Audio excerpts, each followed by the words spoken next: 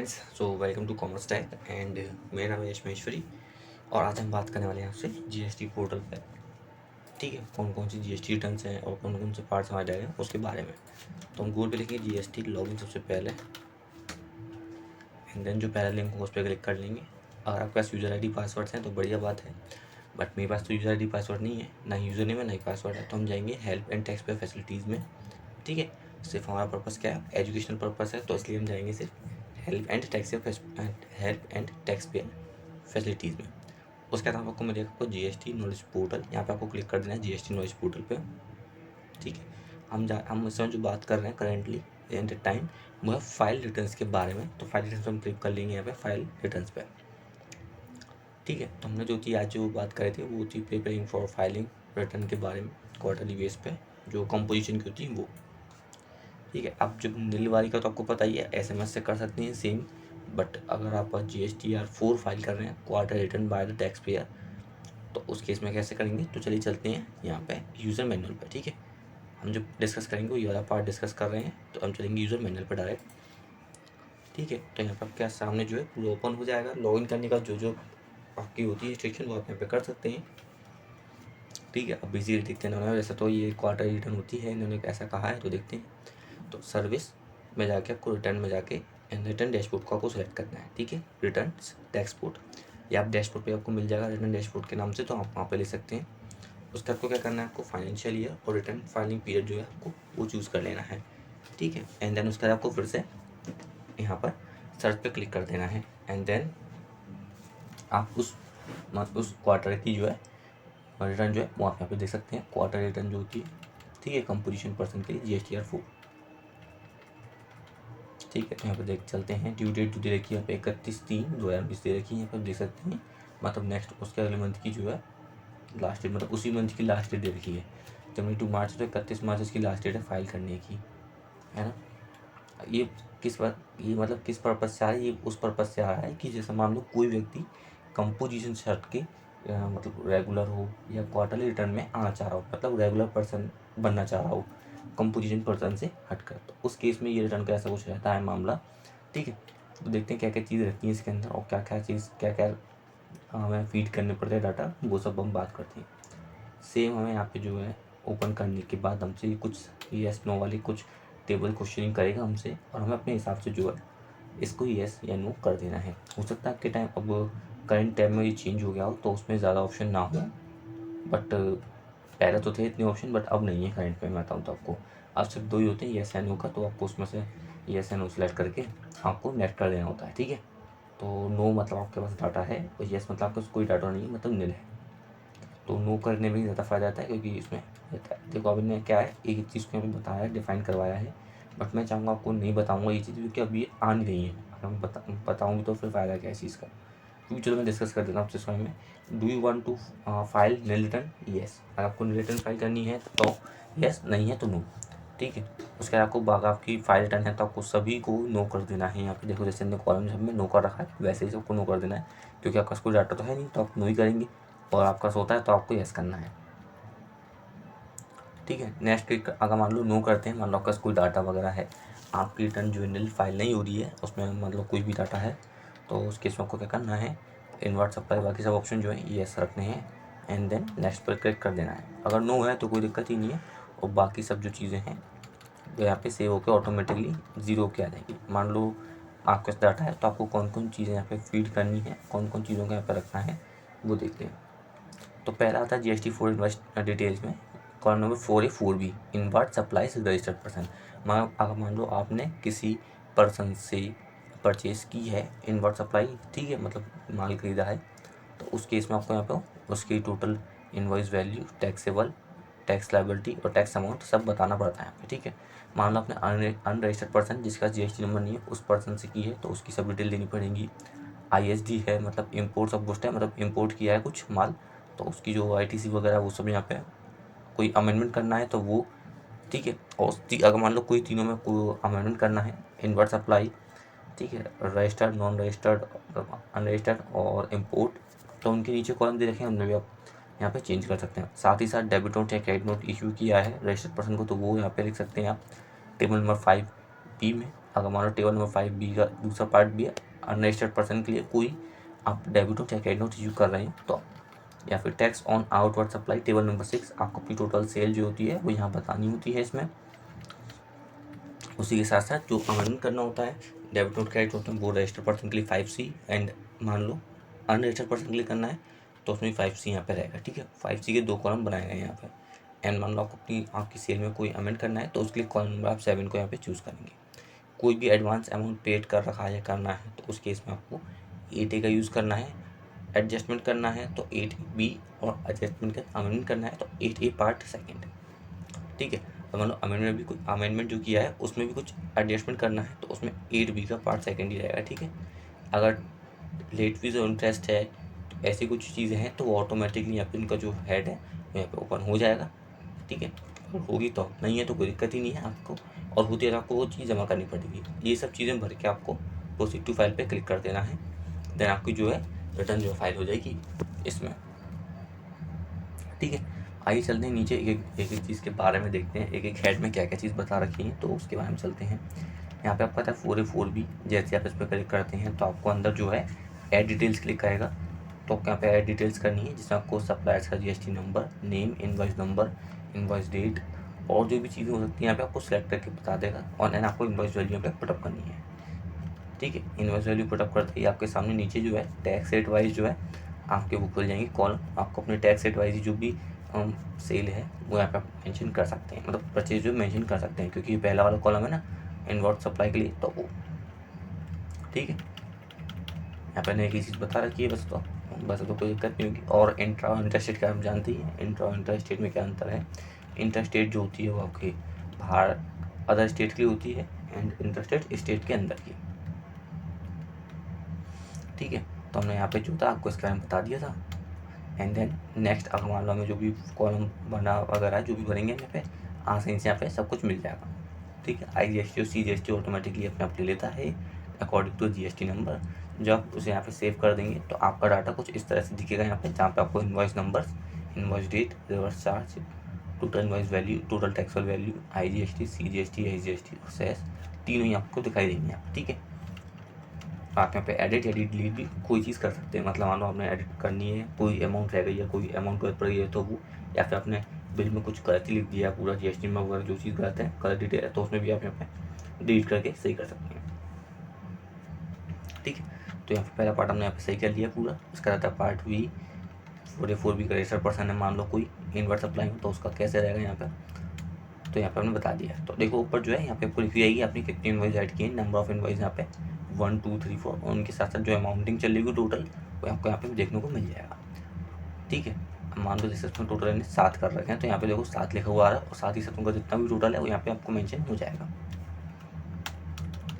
ठीक है, आता अनरजिस्टर्ड पर्सन के लिए, मान लो आपने किसी ऐसे व्यक्ति से माल खरीदा है जो अनरजिस्टर्ड है, मतलब उसका GST नंबर नहीं है, तो उस केस में कैसे यहाँ पे मेंशन करना है, तो ऐड डिटेल्स जाना है।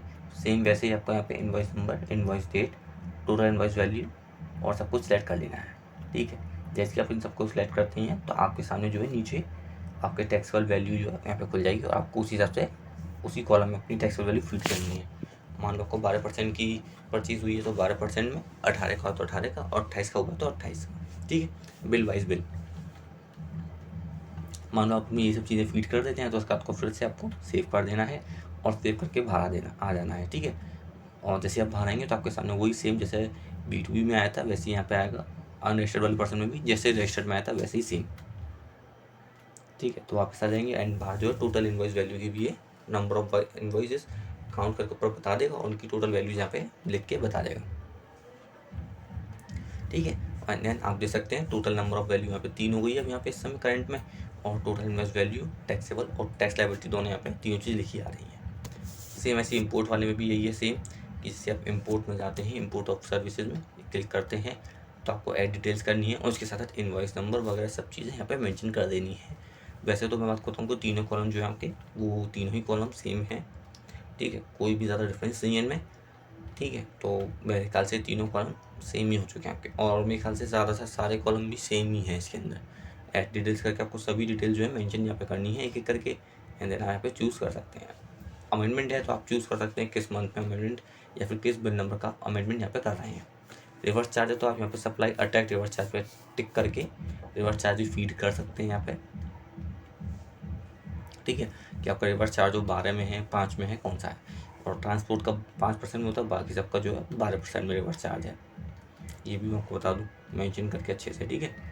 तो एक ही चीज़ यहाँ पे मैंने डिस्क्राइब कर रखी है आपको, और भी कोई डिटेल पर कोई भी डाउट होता हो हमें कमेंट कर सकते हैं वैसे तो आप देखोगे यहाँ पे एक चीज़ जो है यहाँ पे ये मेंशन करते जा रहे हैं, और आपको यहाँ पे एडिट या डिलीट करनी है तो कर सकते हैं। बेसिक डिटेल थी वो बाहर की थी, वो हेड का मैं बताना था जो आपको वीडियो के शुरू में बता दिया था, ठीक है। चलते हैं नीचे प्रोसेस पर। अगर मान लो सब चीज़ें फॉर्म फाइल कर देते हैं, मतलब सब चीज़ें फीड कर लेते हैं, तो फर्दर आगे क्या प्रोसीजर रहता है हमारा, ठीक है। नेक्स्ट बिल्कुल नीचे चलते हैं और चेक करते हैं। अगर मान लो हमने सब चीज़ें फीड कर दी हैं तो उस केस में क्या रहेगा। तो यहाँ पर मैं CDRN पर सब कुछ हमने यहाँ पे देख लिया। अगर आपको कोई मतलब ज़्यादा समझना हो उसके बारे में तो आप इनके पोर्टल पे आके पता कर सकते हैं इसके बारे में, ठीक है। मैं आपको क्या मेन चीज़ें और थोड़ा सा जो ज़रूरी का है वो बताने वाला हूँ। इसमें IMPS एक ऊपर लिखा हुआ तो वो है आपका इम्पोर्ट गुड्स वाला है, ठीक है, IMPS वाला, ठीक है। आप गूगल भी करके देख सकते हैं, ऐसी कोई बात नहीं है। IMPS credit note, debit note वगैरह सब है यहाँ पे, ठीक है। अपने हिसाब से चेक कर सकते हैं आपका जो डाटा है, आपकी जो पार्टी है वो कैसे सप्लाई करती है या वो कैसे अपना चेंज करवाने वाली सब चीज़ें फॉर्मेट, वो आप यहाँ पे अपने हिसाब से चेंज करके बता सकते हैं, ठीक है। तो सेल परचेज दोनों ही यहाँ पे सेम रहती हैं, कोई भी दिक्कत नहीं है। वैसे तो इसके अंदर अभी तक मैंने जो भी सीज रिटर्न फाइल की है अभी तक उनमें कोई ऐसी कोई दिक्कत नहीं आई है, तो हो सकता है आपके में भी ऐसी कोई दिक्कत नहीं आएगी। तो बस हम यहाँ पे पहुँच ही गए हैं लास्ट, यहाँ पे ख़त्म करते करते यहाँ पे बिल्कुल एंड ऑफ द यहीं पे ही है, कट ऑफ पे, ठीक है। तो यहाँ पे हमारे जो है क्लिक करके हमने एडजस्टमेंट ऑफ एडवांस एडजस्टमेंट भी रख लिया है। अब एडवांस एडजस्टमेंट में जो होता है अमेंडमेंट होगा तो वो भी यहाँ पे देख लेते हैं, ठीक है। ज़्यादा कुछ नहीं, यहाँ पे बिल्कुल स्टेट बाय टाइप करना है और टैक्स रेट वाइज सबको यहाँ पे ग्रॉस एडवांस पेड वगैरह जो भी है वो यहाँ पे लिखते जाना है, ऑटोमेटिकली फीड होकर यहाँ पे आ जाएगा।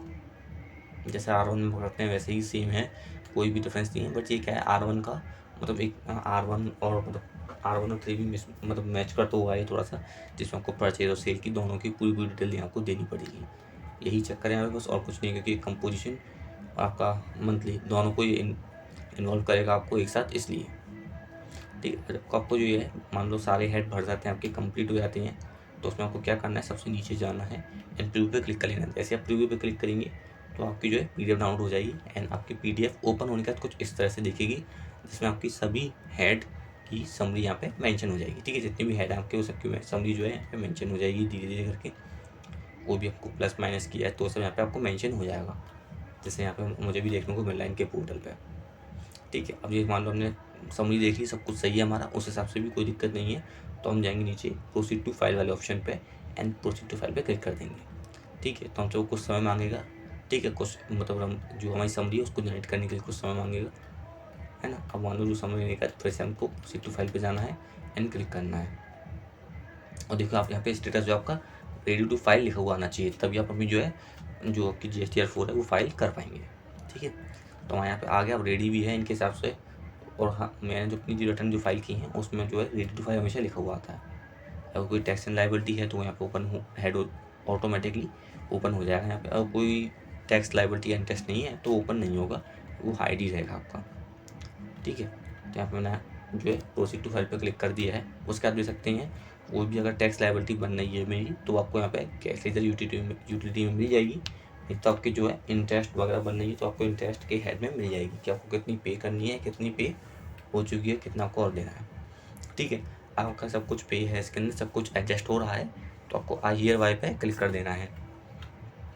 देखते हैं क्या क्या चीज़ की है। और रही बात चालान जनरेट करने की, तो आपको पता ही है कैसे जनरेट करते हैं, तो उसमें तो आपको कोई डाउट वगैरह नहीं होगा मेरे ख्याल से, तो और होना भी नहीं चाहिए, ठीक है। अब मान लो कोई वैसे देखो यहाँ पे इनमें टू बी कैश पेड है, मतलब जो है आपको पे करना पड़ेगा इतना, तो आपको पेड चालान पे क्लिक करना है एंड देन वो यहाँ से NEFT या ई पेमेंट करके आप चालान जो है सबमिट कर सकते हैं अपना, ठीक है। जनरेट कर सकते हैं अपने बैंक अकाउंट से और लिंक करके आप पे कर सकते हैं। यहाँ पे आपको जो चालान है कुछ इस तरह से दिखेगा यहाँ पे, आप इसे जो है प्रेफर्ड बैंक में जाके अपनी जो बैंक है वहाँ से पे कर सकते हैं ऑनलाइन, ठीक है। और उसके बाद से आप बाद में डाउनलोड भी कर सकते हैं चालान को, ठीक है। जब आपका जो चालान डाउनलोड हो जाएगा और सबमिट हो जाएगा तो आपका जो बैलेंस है वो यहाँ पे शो हो जाएगा, उसके बाद आप यहाँ पे जो है इसे आई हियर बाय क्लिक करके फाइल कर सकते हैं। ठीक है, आप चाहो तो फिर से प्रिंट आउट कर सकते हैं इन चीज़ों के, मगर मैं चाहूँगा कि आप ना ही करें तो बेहतर है। फिर भी आप चलो आपके मन के हिसाब से जो आपको करना है वो कर सकते हैं। PDF डाउनलोड कर भी सकते हैं, नहीं भी करें आप बाद में चाहे तो बाद में डाउनलोड कर सकते हैं फाइल होने के बाद भी। ठीक है, तो हम क्या करेंगे, PDF चेक कर लिए हमने यहाँ पे। उसके बाद आपको क्या करना है, यहाँ पे आई हियर बाय पे क्लिक करना है। जैसे यहाँ पे किया आई हियर बाय पे क्लिक, एंड देन अपना जो आपका नाम है ऑनर का नाम वो ले लेना है। और उसके बाद फाइल GSTR4 कर देना है। ठीक है, इसके बाद जो आपसे पूछेगा कि आपको जो अपनी GSTR4 फाइल कर रहे हैं वो आपको DAC से फाइल करनी है या फिर EBC से। तो आपका जो भी वैलिड हो उस समय तो आप उससे अपनी जो है फाइल कर सकते हैं। अगर आप OTP से फाइल करते हैं तो आपके पास आपके रजिस्टर्ड ईमेल और मोबाइल नंबर पे OTP जाएगा। ठीक है, तो आप वो OTP डाल के वैलिड OTP वेरीफाई करके उसके बाद अपनी रिटर्न ये फाइल कर सकते हैं। आपका जो स्टेटस है वो एज अ फाइल कन्वर्ट हो जाएगा यहाँ पे। ठीक है, तो आपको जो बेसिक डिटेल लेनी थी वो सब यहाँ पे दे दी है। आपकी जब आप GSTR4 फाइल कर लेंगे उसके बाद आपका जो है यहाँ पे कुछ ऐसा लिखा हुआ आएगा, स्टेटस फाइल लिखा हुआ यहाँ पे आएगा। ठीक है, तो इनकी जो डेट होती है वो उस मंथ उस ईयर की लास्ट डेट होती है चेंज करने के लिए।